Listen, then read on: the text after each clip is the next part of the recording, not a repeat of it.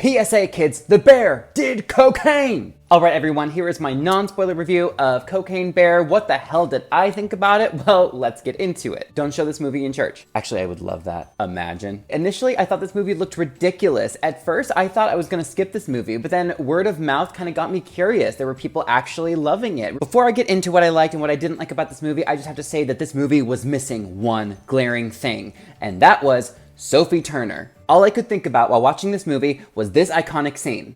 I don't do cocaine! I don't even know what it looks like. I don't know what it looks like! Am I the only one who thought about this? Cocaine Bear definitely had some highlights for me, but it also floundered. It wasn't a perfect film. I don't skew one way or the other. I'm a little bit of a mixed bag. So let's get into what I liked first. All the scenes involving the bear, all of it. All the cocaine, all the ridiculousness. Those were the best moments. Those scenes were hysterical. They were also terrifying. They were exhilarating. I was all over the place with my emotions. But there are a lot of human characters, and so in terms of my favorites, I have to say Margot Martindale is my favorite character, playing a hysterical park ranger. My second favorite character was a child actor played by Christian Convery. He was very sharp-witted, he was very adorable, and I know I'm going to hell because I got a lot of enjoyment out of watching a scene involving children, having discussions and or possible involvements with cocaine. This movie is a hard R. It does not give a shit, so get off your high horse. So the comedy and the terror really worked when they worked. And there are a lot of characters and everyone does a good job at acting within their role. I just found certain character roles more lovable and more necessary than others. But now I need to talk about why this movie didn't always work. I will say that the pacing was the Achilles heel to this movie. It'll jump up to a 10 in terror and havoc and blood while being fucking hysterical. And all the best moments involve the bear. But whenever the bear is not on screen,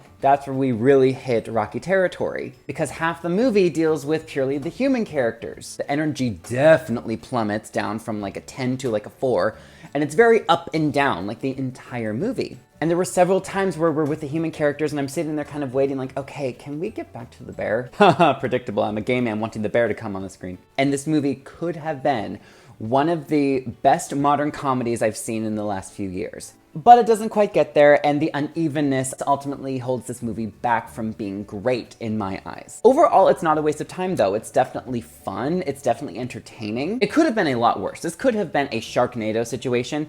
It's not. Cocaine Bear is like The Godfather Part 2 and Sharknado is Spy Kids 3D. But I do feel like the good outweigh the bad, so it is a recommendation from me, but just don't expect it to change your life anytime soon. And again, Sophie Turner, we needed you. Cocaine! So I'm gonna give Cocaine Bear a B-. Don't show it to your kids or your church group. Be responsible with your drugs and have a good time with this movie.